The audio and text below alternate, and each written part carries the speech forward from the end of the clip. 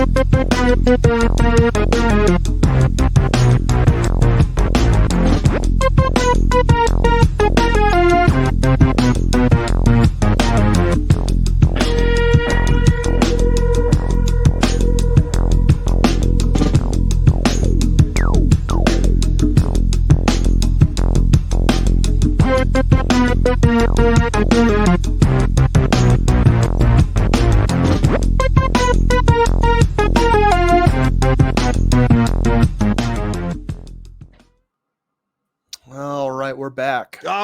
are back. Welcome to another episode of Talking Upstream, which is literally my favorite show that comes on Sundays, where Dillon is on my right instead of my left. That really bugs me out when he does that. But this is my favorite show of all of those shows. Okay. And if you know our show, then you might know us.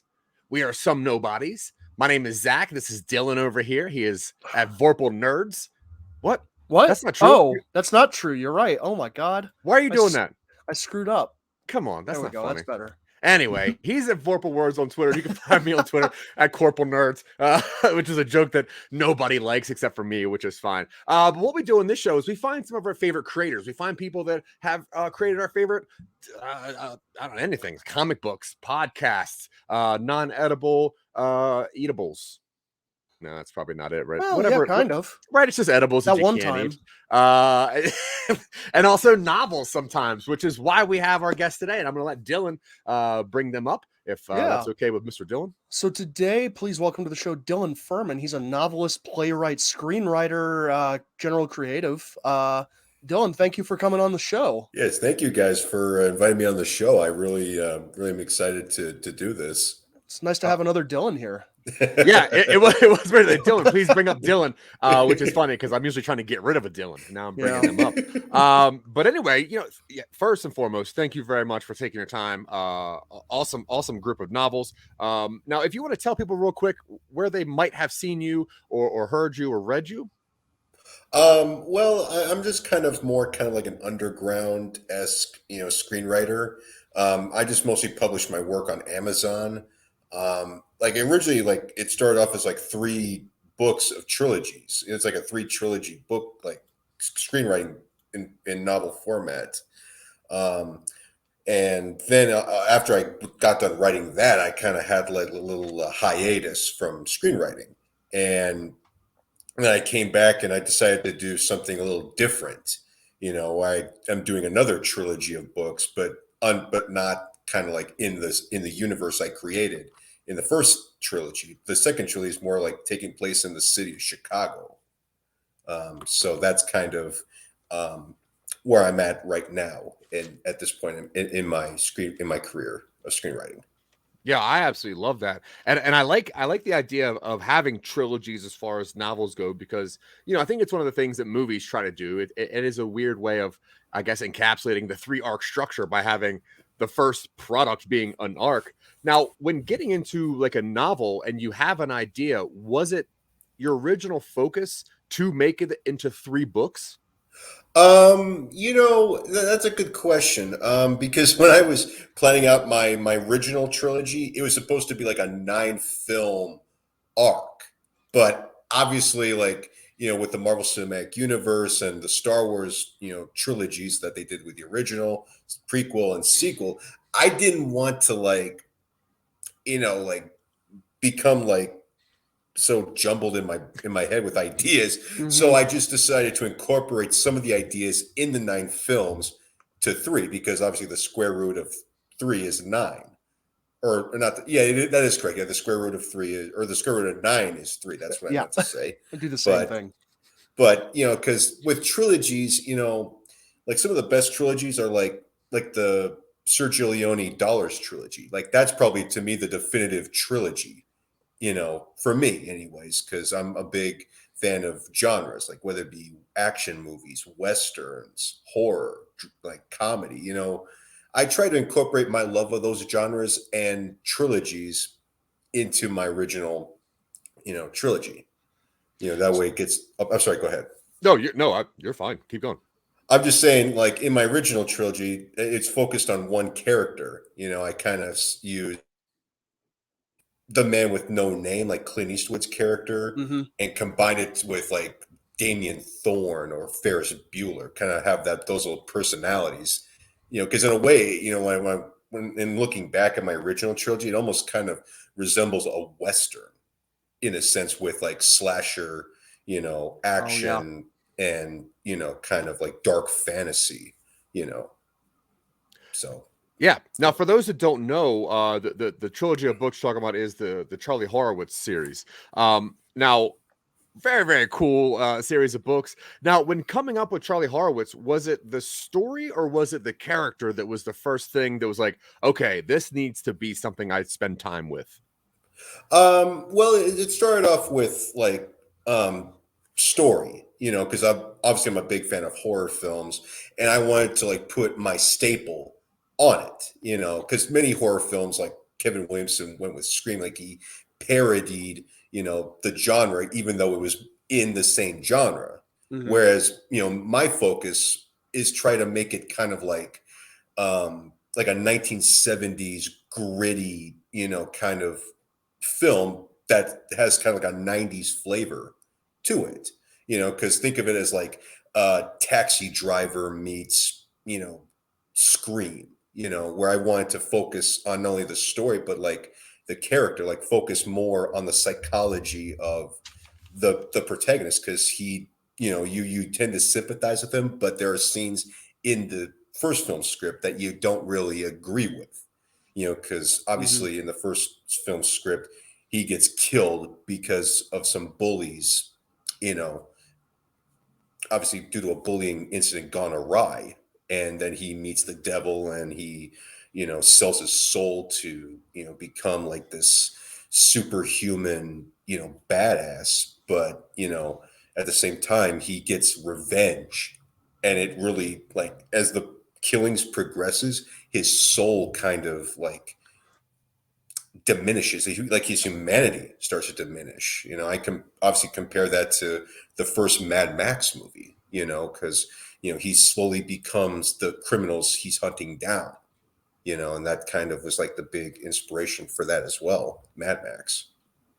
Yeah, and that, I mean, Nice. if you're gonna try to get a trilogy to follow, you should go with the original Max trilogy. Now, when you got all the way down to Requiem, was that the storyline that you knew you were going to get to, or did you kind of sit on the very first and then second novel and be like, okay, where would this story go, or did you know like from the beginning, this is part 3? Well, originally, like I wanted to do like standalone films in the trilogy, like feel each film feeling different. Because with the first film, it was like an homage to like the '70s of like Scorsese, Francis Ford Coppola, with like John Carpenter and De Palma and Wes Craven. The second one was more of like an action movie, kind of like Lethal Weapon meets Raiders of the Lost Ark with a hint of like Hellraiser and Nightbreed, kind of that Clive Barker esque, and So cool. a little bit of like Sergio Leone's spaghetti westerns, incorporate that. The third film, I wanted this one to be kind of like a sequel to the first movie, pick up where the first movie left off, but like kind of be an antithesis to the first movie where he slowly regains his humanity and he's like on this path of redemption, because obviously in the first film he's on a path of vengeance, and on this in the second film, like it's like a in between, like after my lead character meets the devil and before he gets back to earth, it's kind of like a funny thing happened on the way to the forum, but actually it's a funny thing happened on the way back to earth, because the whole second film takes place in hell. And I wanted to, basically go like the Wizard of Oz route. Like now that we've seen Kansas in the first movie, now we get to see Oz, which of course is hell.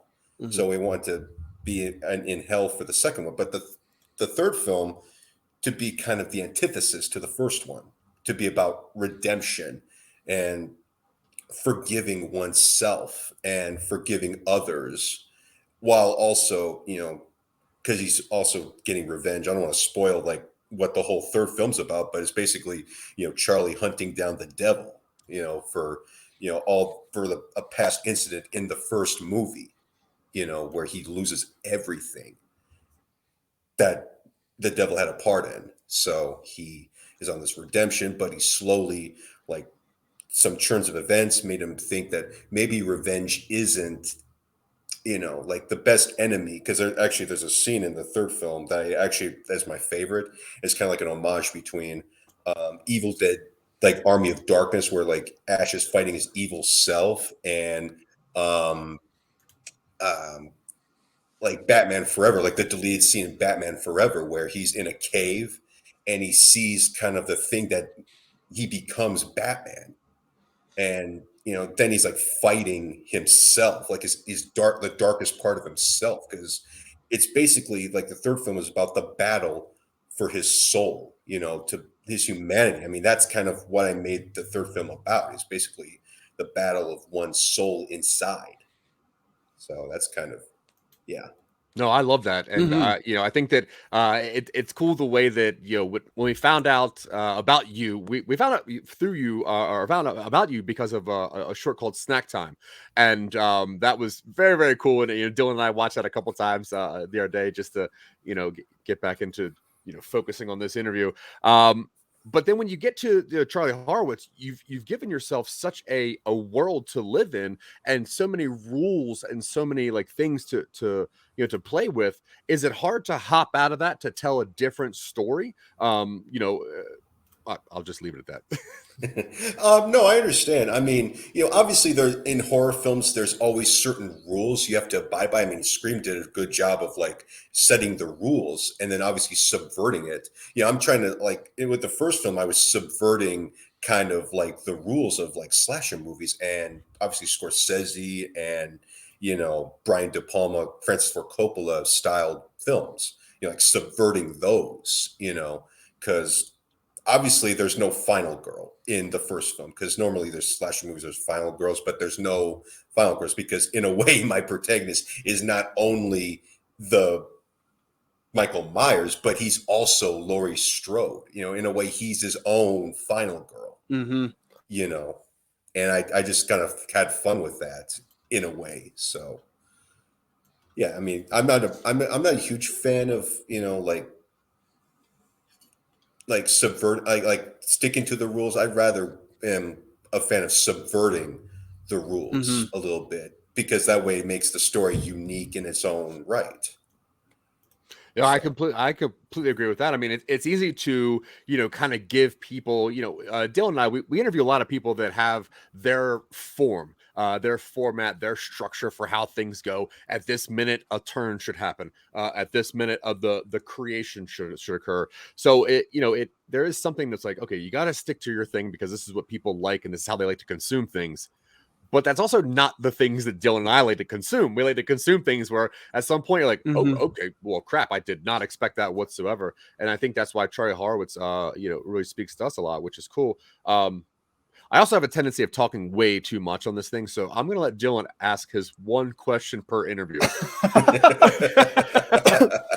I mean, I'm just primarily I'm curious about what your writing process is, because there's a difference between writing like a screenplay and writing a novel, but Charlie Horowitz seems to be kind of like a combination somewhat of the two formats. So I'm wondering, like, when you were creating a story, the characters, the general outline of the plot, like what was your process to sit down and get that from brain onto page? Like, did you have a specific way you went about doing that? Well, the first one, obviously, I had, it was kind of like based off an incident in high school. Where I was dealing with a lot of dark issues during my senior year of high school. I was mainly had a concussion from playing football, and it was kind of like a dark period in my life. And it was when they were doing like an MRI scan on my brain, they found like a spot kind of right here in my head, and I'm just like, I mean, had I known that it was in there earlier, I could have died, but something was keeping me alive.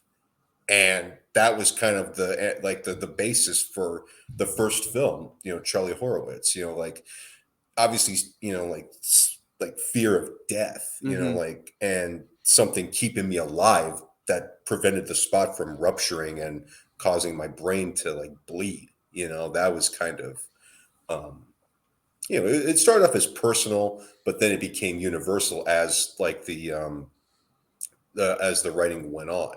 So yeah. Nice. Yeah. Like, when you sat down to get the story out, do you outline at all? Do you do any sort of like, sometimes people put scenes on note cards and just kind of rearrange them in certain processes. Sometimes I do bullet point lists where it's just like, this happens, inset list. That happens, that happens, that happens. Next item. This happens. And then do an inset list. Do you have any sort of way that you organize the story as you go? Or are you more the person who just kind of like sits down and just writes straight up? Just I'm just a person who writes, like when I was writing the very first draft, it was like all improv, I was just Okay. improvising, writing. But fortunately, I was able to take a screenwriting class and learn the techniques of how to, get a script written in this format and how to outline, how to do all that. I mean, I've done that, but after that, I just basically did like a combination of both outline and how scenes should act and be with improv. I just basically just improv my scripts. Yeah. Well, right on. No, I love that. And coming up with while you were coming up with Charlie Horowitz, and you keep referring to it as a film, and I could tell that you can see it in your in your brain as a film. The first project Dylan and I worked on, we originally designed it to be a short film, then trying to turn it into a mini series, and it was like, okay, we don't know what we're doing here, and we end up turning it into a podcast because it was the medium that we could understand the fastest. Now, I think you said you set out to make this into a film, and then how long into that process did you realize that it would be better at that time to be a novel? Kind of like 3-4 months after I graduated from college. I figured that would be a good way to like say, hey, here's my script in this format, and maybe it could be, transformed into like this format into another format. That way, like movie producers, movie studios could say, hey, there's this kid who actually wrote a script in, this format. And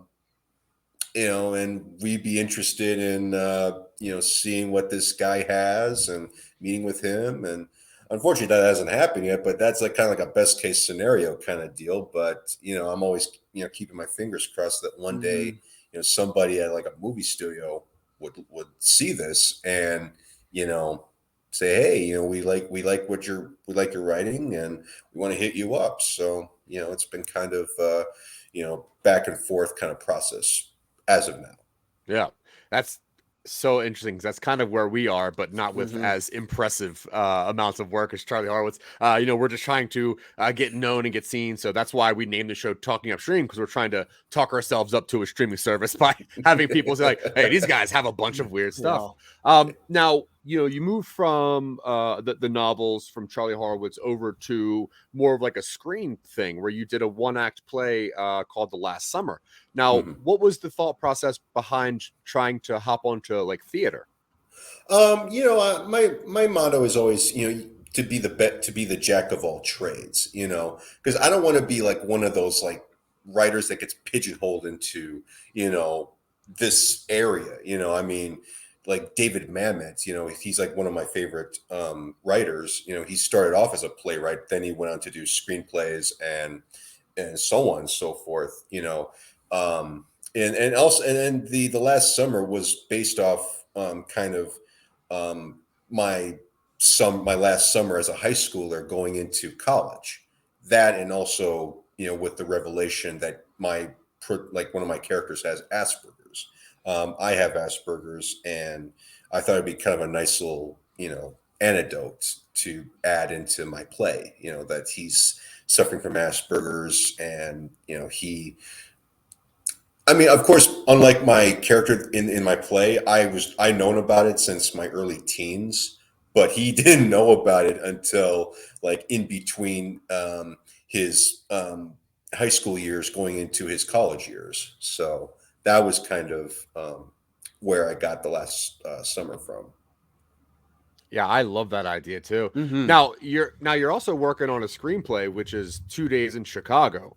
Now, you have this screenplay working, and is there a screenplay that goes along with Charlie Horowitz, or were you just trying to start a scratch? Here's my first screenplay.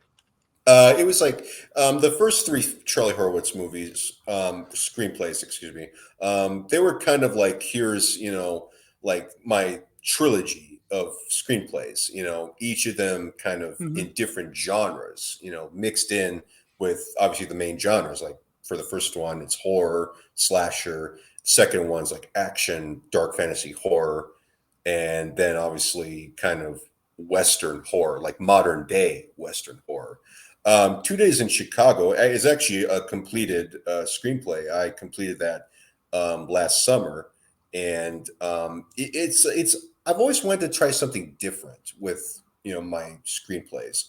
Like I wanted to pay tribute to like Michael Mann and all like the crime thrillers of the 90s, because basically like the 90s crime thrillers are just very vibrant. It's very rich, and and I tried to emulate that style in my screenplay, and it's what I call the Chicago trilogy, with 2 Days in Chicago being number one in my trilogy. And I'm currently working on another film in the trilogy, and unlike the first trilogy, which is the Charlie Horowitz trilogy, the second one, the second trilogy, the Chicago trilogy, is more kind of like standalone in each film, but yet the themes are, the same, like a character doesn't have kids, and there's a big crime that happened early in the film, and that kind of resonates throughout. And yeah, that's kind of where I'm at in the trilogy. Cool. Yeah, I think trying to kind of recreate the Michael Mann aspect is something that I think that cinema needs again. A lot of people don't realize how good Michael Mann was a director. When you think of like even Hannibal Lecter, no one remembers that Michael Mann was the first one to bring Hannibal Lecter to film, with Brian Cox, and that is an eerie film. So it's cool to set something in Chicago and go for that kind of that texture and that grit of like pre-Miami Vice, but like the show, not the movie. Right. Yeah, that's so interesting. So you got a lot of stuff in your pocket. You got Charlie Horowitz trilogy, you got the Chicago trilogy. You work on everything. Let's say that things pop off for you and you get a blank check. What was something that you would just like to work on if you had like the big money? Oh man, that would be that's the $1 million question right there. Literally. I would say like if let's say Warner Brothers, like say if my trilogies, whichever one picks up, I would love to have Warner Brothers call me up and say, hey, we'd like you to do a third film in the Tim Burton Batman movie. Ooh, because now that Michael Keaton's back as Batman, it'd be kind of nice to work on a Batman movie in the world of Tim Burton, but I want to do something different. Like I don't want to be titled like Batman Returns Again, because that's just dumb. I would just like use like Halloween 2018 and Scream 2022 as, because they would just have Halloween and Scream. I would just title it Batman, because you're basically going back to the basics, but you want to make it fresh. Yeah. And that's kind of like what I want to do with the Tim Burton Batman movie, should he do another film in his world. No, I absolutely love that. Now as far as like writing goes and everything, do you aspire to direct films also, or are you just more like the content creator of things and you want to see your images come to life, or do you have desires to direct? Because obviously we watched Snack Time, which was your short film. Is that something you were trying to get to, is directing? If I feel comfortable enough, because Shane Black, another influence for my writing, started off as kind of like a screenwriter, obviously with Lethal Weapon and the Monster Squad. Then like 28 years later, he directed Kiss Kiss Bang Bang. I mean, because he, worked with other filmmakers on The Last Boy Scout and The Long Kiss Goodnight. And then he did his own thing with Kiss Kiss Bang Bang because he got more comfortable with the aspects of directing. And that's kind of where I want to be, at that stage. And like, if my career as a screenwriter kicks off, build my repertoire, work with directors and learn from them how they direct their movies. So that way, one day, if I decide, hey, I want to not only write this movie, but direct the film, then I would be more than happy to, direct that film. Yeah.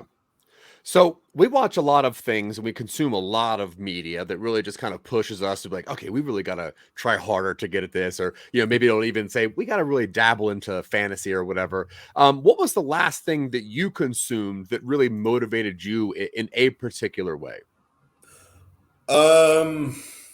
Like a film or TV show.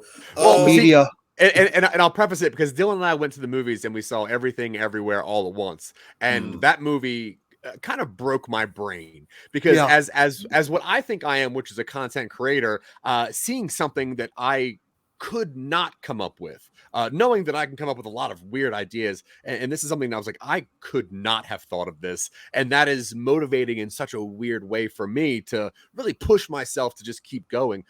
Is there something that really just affected you in any sort of way? Well, I would say like the new Batman movie with Robert Pattinson was kind of like, wow, this is what Charlie Horowitz should be.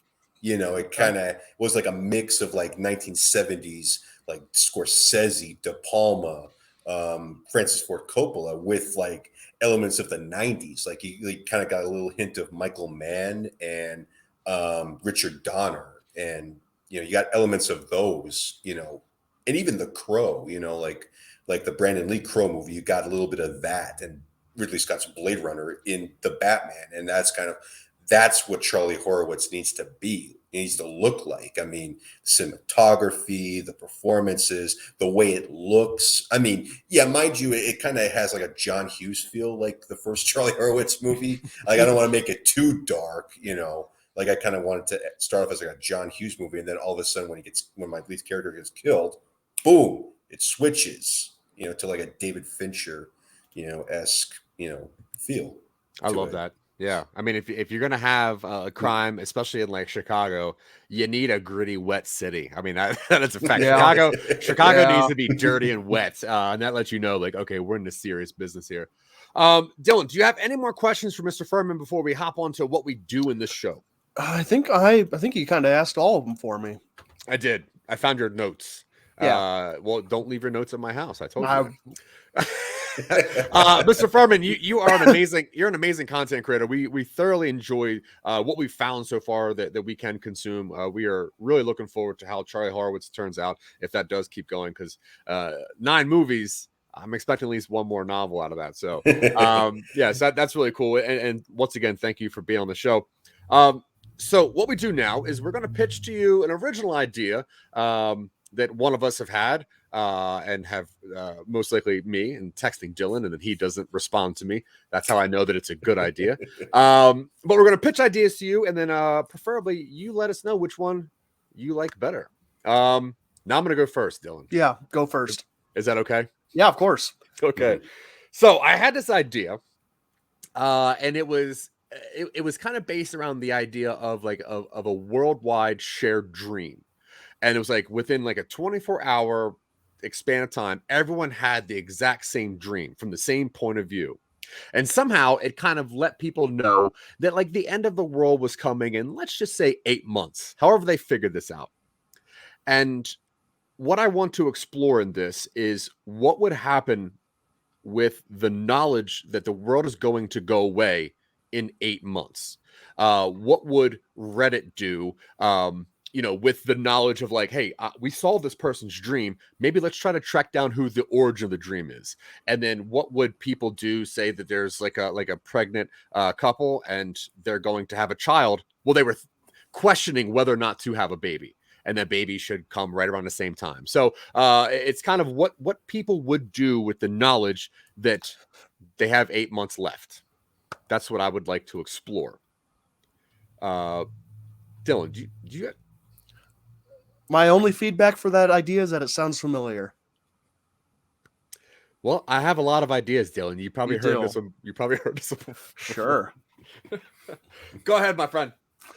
Yeah. So, you got a washed up minor league stock car racer, like NASCAR, but minor league in like Kentucky or Tennessee or something. Cale Lonehart Jr. He's really bummed about not being super good at driving, so he somehow finds 120-year-old corn whiskey, which unbeknownst to him has been cursed by an Appalachian witch. He drinks it, and he wakes up in the American 1920s and finally finds a spot where he fits in as a Prohibition bootleg driver running from the cops during Prohibition. Does he stay? Does he try to get home? Does he screw with the timeline? I don't know. That's the pitch. What was this guy's name again? Cale Lonehart Jr. It's worth it for the name alone. That's pretty good. No, I absolutely love that. What a good idea. Okay, Mr. Fuhrman. Yes. Pretty please, which one of these two stupid ideas would you like to play around with for the next X minutes? Oh, wow. I would say probably I mean, both these are really good ideas, don't get me wrong. I would say probably yours, Zach, like, because it kind of, has kind of like that AI, artificial intelligence, Blade Runner, Looper kind of vibe, and even Children of Men kind of vibe. Nice. And that kind of high concept, That's it. High concept. Dillon Terry, you cannot come up with this kind of stuff. Just so you know. Of course not. This is high concept. This okay, kind perfect. of stuff being an idea that gets chosen.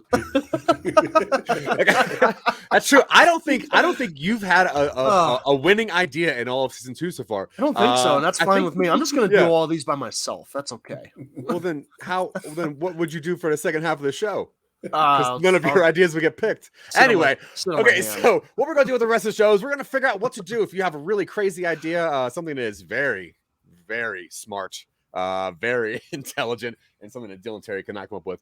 So let's go ahead and get that going. Okay, Dillon. So, Dillon Fuhrman.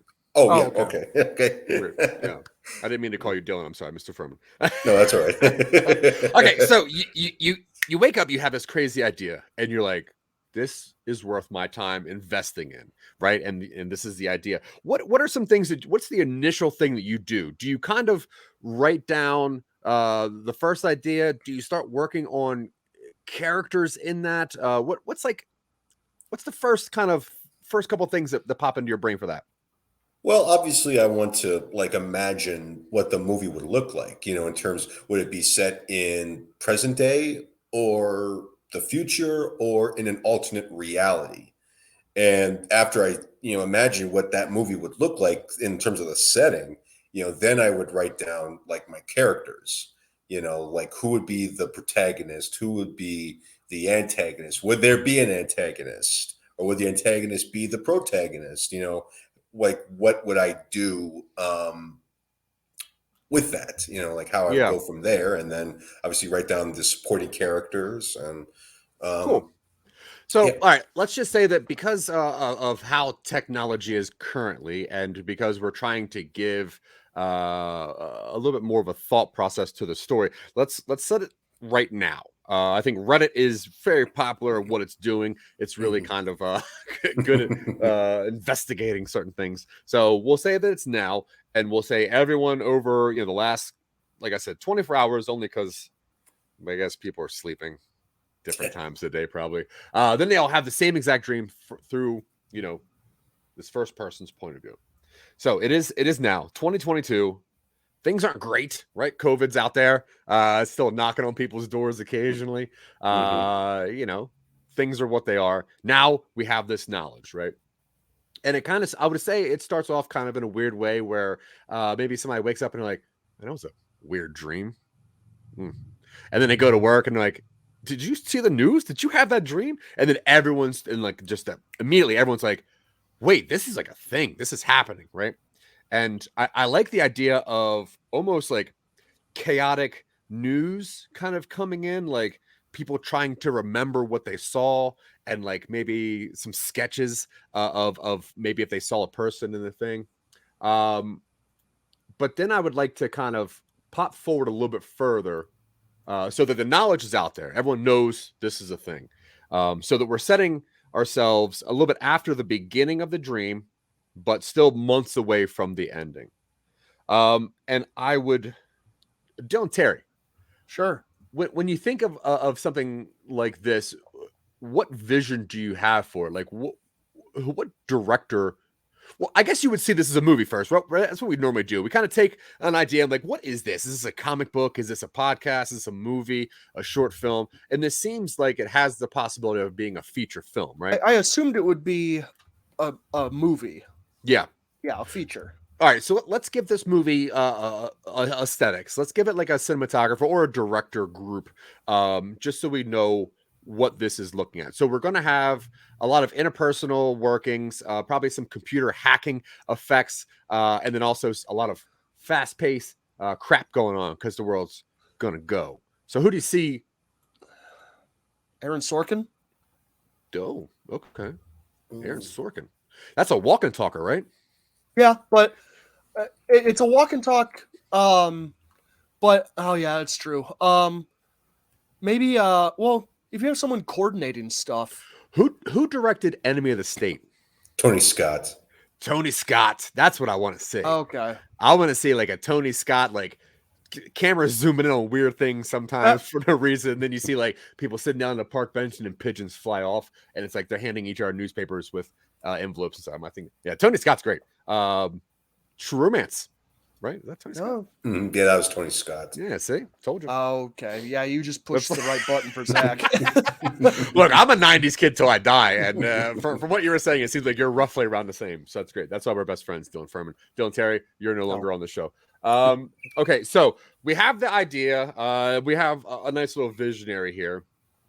Now, Mr. Fuhrman, so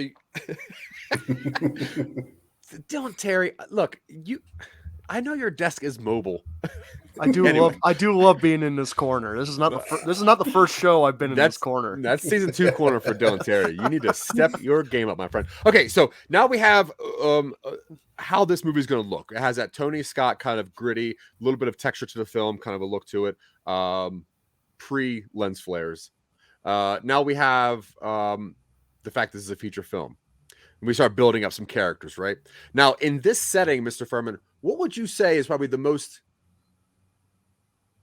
weirdest or impressive part that people would try to explore in this world?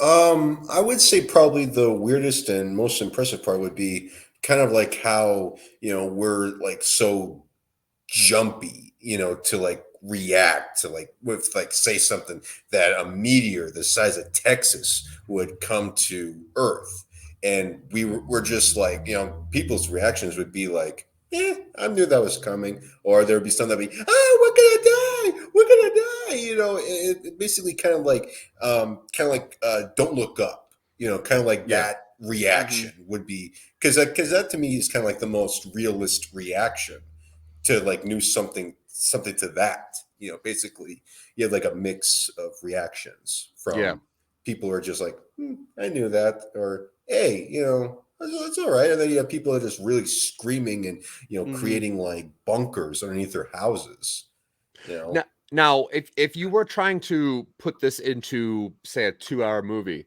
would you think the smartest thing to do would maybe to find like a couple groups of people and then try to find a way for them to come together at the end? Or would you maybe just follow one person throughout as things are affecting to them? Or what would you kind of see in this? I would see it as like an ensemble movie. I mean, Deep Impact, is probably the best ensemble movie that, is about, like the quote unquote end of the world. And, it's just, I'm a big fan of ensemble movies. I figured, because everyone gets to shine.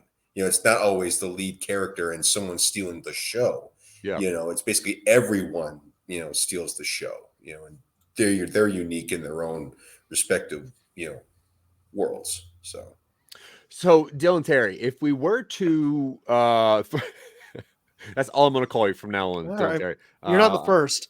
Well, obviously it's your name. Why would I be the first? That's crazy. So let's say that we had like pockets of 4 groups of people, and then having them all not interact at first, but kind of coming together at the end somehow, right? What would those groups of people think? I would think there would be a group of Redditors that are really trying to figure out who the origin of the dream is, right? Yeah. Make them a bunch of like STEM college kids who are all in a dorm suite together. So that way they have a reason to be close in proximity. And Yeah. they're all techie and they all have free time to pursue this. And then you have the weirdness of like, we don't know if the dream is real. Do we keep going to school and taking it seriously? And you have the one kid who's like, yeah, this entire thing was a shared hallucination. This is not really going to happen. There's no proof the world's going to end. I have to study. Yeah. And then you have all the other kids who are like, they're going to give us A's if it's not true. We all went through a shared trauma. Like, they're not going to hold us to some sort of standard. This is ridiculous. All right. So I like a group of techies that are really trying to understand this. I just had the idea of what if in this world someone hasn't gone to sleep yet, right? Like they're just one of the last ones to not sleep. They haven't had the dream. And then maybe the news is kind of getting around them being like, okay, so as soon as you go to sleep, we need you to tell us everything you see, right? So let's also maybe have one of those people being the last sleeper. So the tired. How long can you go without sleep? Thanks, Google. Let's see. About 11 days before you die. Yeah. Well, after like the second day, you start kind of hallucinating a little bit. Trust me, it gets weird. After day 4, you get back to normal again. I mean, if we want this to be we can make a movie that takes place over a long period of time where like a group of maybe like sleep scientists or something have notice and they wake up and they go, you can't, who hasn't gone to sleep yet? Don't go to sleep. We have to figure something out. And it's like, we have to run this experiment. You're going to stay up as long as we can keep you awake without hurting yourself. And then we'll see if the dream changed. Does it change? All right, that's cool. So a group of sleep scientists that have another group of people that have not slept yet, and their efforts to keep them awake so that they can interview them one at a time after they wake up for subtle changes. That's pretty interesting. Okay, Mr. Fuhrman, what would be another group of people that would have a hard time with this, other than obviously the elite that would just try to either push us away and not even pay attention? I guess probably, like blue collar workers, like factory workers, farmers, people who, are just kind of like, clocking in, and then other people go in, clock out and work the night shift, kind of deal. And that's kind of like where those people could probably just like, hey, No, I think that's cool too. So we'll do like a tiny community, like a tiny small town.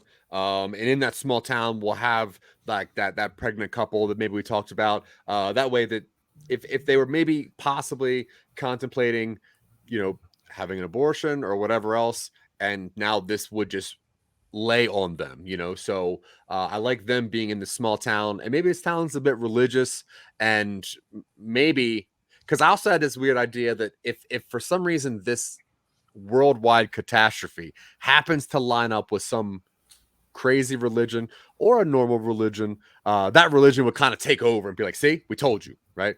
So if that tiny community is part of whatever that religion is, that might be kind of interesting to explore that. Like, how would religious people actually handle the end of the world through their eyes? Proof, right? Right. Now, Dylan, Dylan Terry, what would you say is another group of people that would need to have to do something with this knowledge?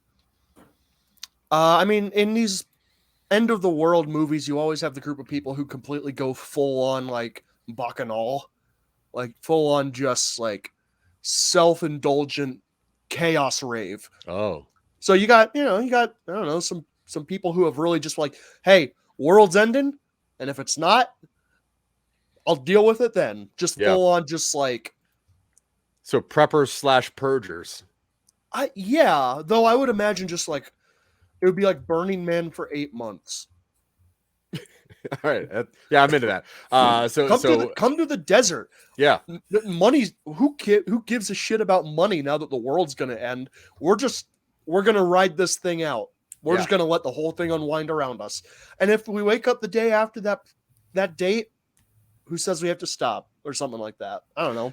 Yeah, I'm into that, and we can even maybe put a bunch of maybe a couple like white collar, maybe stockbrokers in there, because like the stock market is gonna be crazy if people are like, "Look, I'm not buying this anymore. I'm not paying for Disney Plus." All inclusive doom ravers. Right. All right. Cool. So they're starting this weird own little faction in Middle America. All right. Cool. So now we have a bunch of people that we can follow throughout this incident. Now, Mr. Fuhrman, what would you say is an interesting apocalyptic thing? I think when I first had this idea, the initial idea was that somehow people would know that all their problems would go away. And I really couldn't make that make sense in my brain. So then it turned into end of the world. Because then it was just like, look, they don't care anymore. Now, asteroids been done. Alien takeover has been done. What's something that maybe we could bring back, or that we could highlight being the end of this specific world? I think like John Carpenter's Prince of Darkness was probably the best, kind of end of the world thing, because, you got like obviously the main film taking place in 1987, and everyone gets to sleep. They have like these like, we're transmitting from the year 1999, and then you have like clips of like this like Thin Man-esque, Prince of Darkness, and then all of a sudden, spoiler alert, one of the characters that got sucked into the mirror is in the possessing this woman, and it's the guy's girlfriend that comes out of the church, and she's like all opening her arms, and and that's kind of like for me the best inspiration for yours, your story, Zach, is Prince of Darkness, because you got like a mix of real time kind of real world year setting, and then you have the dream sequence, which is like in VHS format, and then you have like voiceovers like, we are transmitting from the year so and so, and then then you cut to the scene where there's this evil entity flailing his arms inside a church, and it's just like a white light booming behind him, and it's just like it really is probably the scariest scene in Prince of Darkness. Man, I have not thought of that movie in so long. What a great reference. Okay, so Dillon, Dillon Terry, let's start working on what this dream is going to kind of encapsulate. Now, we would have to have the originator of the dream, and I think for the audience that this is, they would need to be in America, right? Yeah. Just for clues that's in the dream. We'll see worldwide stuff, but I think at least like most of these characters are probably localized in America. Yeah, I mean the dreamer.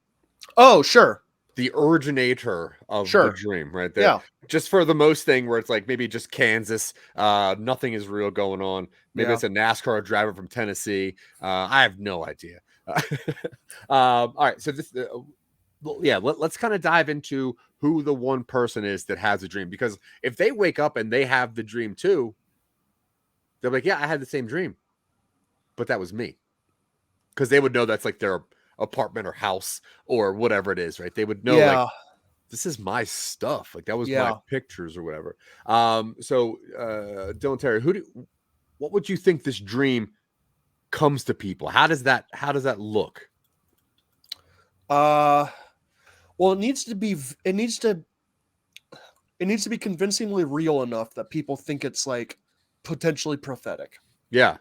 So it needs to have enough clues that we could conceivably have someone hunt this person down based on what they see, but we don't want it to be too obvious that they're just like, it says Highway 42 towards Oklahoma City, and the mail envelope on the counter clearly gives this address for an apartment building in Tulsa. Yeah. And so like that. Yeah, that's I like that. So not very obvious. So maybe the dream could be first person, real time, because some dreams are like flash, flash, flash, flash. Like what was that? So let's say that this is a person waking up in a bed, sitting up, maybe seeing a clock, right? So you know what time it is wherever they are, right? Yeah. They walk through their apartment.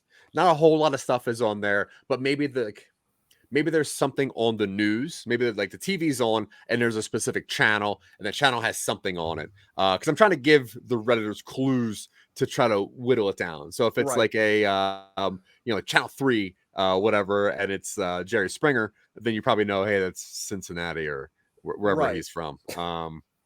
So I like that. And maybe the duration of the dream, although it is the full time you're asleep, the duration of the dream sequence is only like It's like 2 12 minutes. seconds. Oh, okay. Oh, well, I was saying thinking like very short.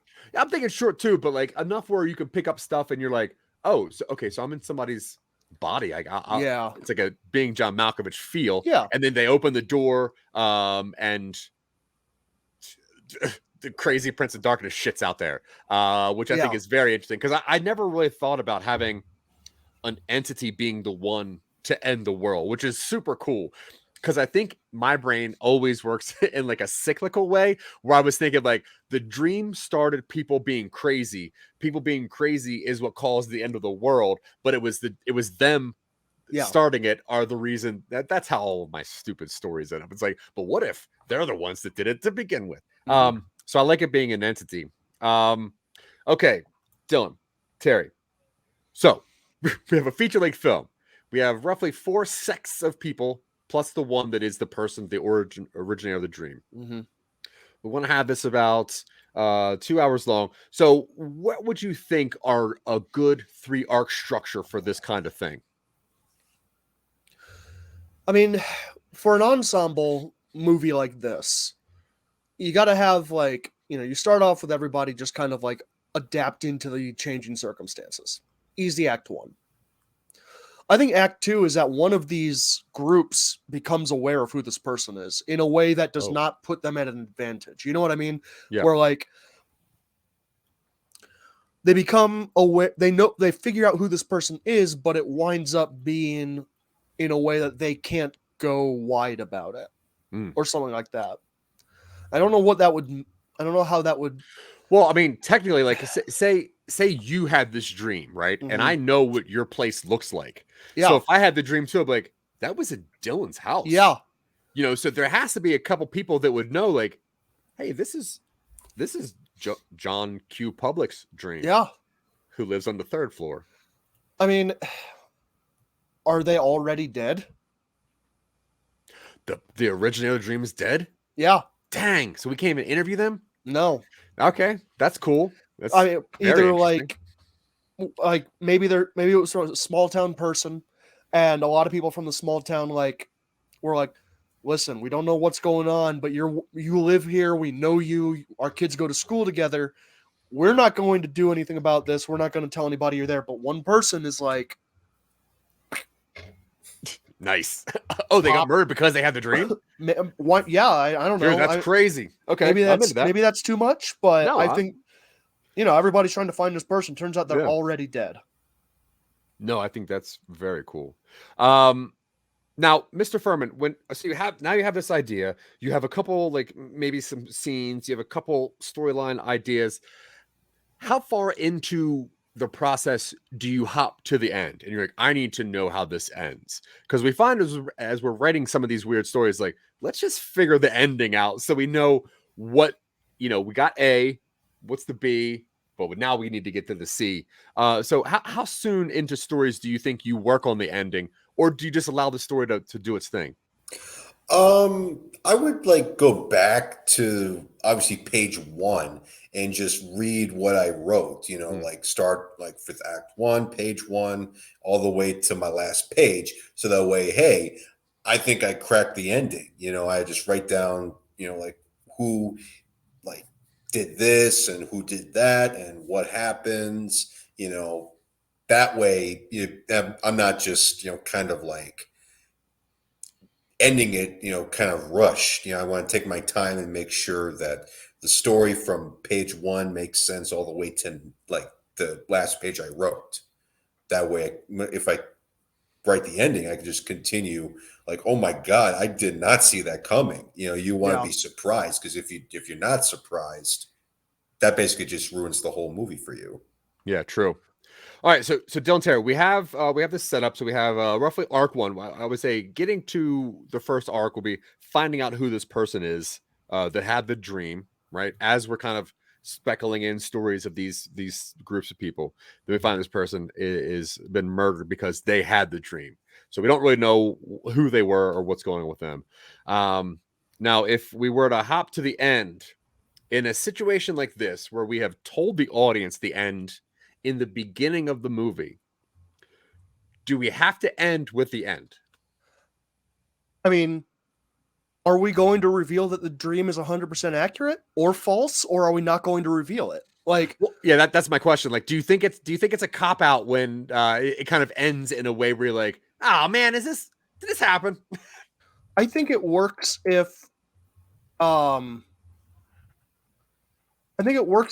we make it enough of about the characters that at the end the audience doesn't necessarily need to know whether the world is ending, just that they have reached their emotional catharsis. Like, yeah, the college kids, maybe the college kids do hunt down the person. They discover that the person was killed and they're like, well, shit. I mean, and then they come to some greater understanding of themselves through it. And then the sleep scientists, the sleep scientist thing can be peppered in for world building and flavor, and that's like sci-fi rule building. Yeah. The like blue collar workers, another personal story. Maybe it's like, they come to understand, like, I'm not living to build bus parts at this small town factory that produces school buses. And one of them has a better relationship with their family due to it. And then the Doom Ravers, you have your like young kids coming to terms with their mortality or something like that. And at the end of the movie, it's like, I mean, tomorrow's the day. What are we doing about it? Yeah. I don't know. What have we been doing about it? Do we need to change anything? I guess not. Maybe the real end of the world with the friends we made along the way. Perfect. All right. So if you're playing, the end of the world is inside you all along. If you're playing some nobody's bingo at home, you probably just got a pretty important square, because Dylan will always tell you it's about the friends you've been along the way. Mr. Fuhrman, now when you're working on a project, you need that title in your brain so you know what you're working on. How far into a project do you say, like, this thing needs a name? And then what's your naming process? Well, I just kind of start with my title. And if something changes, like when I'm writing the script, I would just like read through the script from its entirety. And I would just like, you know what, this title is not kind of like what the film's about. And I would just retitle it to, this. And that's kind of how I would go about naming my films. Yeah, I think when I first had this idea, the name of it was what was it? The Dream. Living the Dream, because it was like everyone had to live this person's dream, and I thought that was kind of interesting. Then it kind of changed. Dylan changed it to something way more clever, which is Lucidity's end, which would be obviously the end of holding on to your own dreams or correcting them. Clear thought, yeah. Yeah. What do you think about either one of those two, or a better title? Well, I would probably go the H.P. Lovecraft route and just say "At the Dreams of Madness," or something kind of, because it feels kind of like a John Carpenter, In the Mouth of Madness, Prince of Darkness vibe, to it, and I would just continue with that naming convention. I love that. I'm so happy you came on this show. You are such an interesting, cool person, and we love your thought process. We love the Horowitz trilogy. We're going to love the Chicago trilogy, and literally we're going to keep typing your name into Google and checking on you and making sure things are going great. So thank you for spending any and all of your time hanging out and talking to us. That's cool. No problem. I appreciate you guys inviting me on the show, and I hope to do this again sometime. Oh, absolutely. We're going to put links to Snack Time. We're going to put links to Charlie Horowitz novels. We're going to try to put links to everything that we can in the show notes below. So if you're watching this, get those notes down there and click on that and find out what Mr. Fuhrman's up to, because it is interesting and amazing stuff. And And yeah, thank you guys for paying attention. We love it. Yeah. And if you don't know, we've been awarded a couple awards this past year. We have a podcast of the year for one of our shows called No Time to Binge. We have a couple. We got some stuff. A few of them. So like I always say, open up anything that you're on your phone, your tablet, or your Tamagotchi, and just type in some nobodies, and you're going to see some cool stuff that Dillon writes and that I say, or that I say and Dillon scoffs at. But Dillon, do you have any words for our friends out there? No. Love it. Thank you very much. He has been Dillon Fuhrman. He has been Dillon Terry. I have been Zach Wiseman. But you've been great. Have a great day, everybody. Bye. Thank you so much. Bye-bye.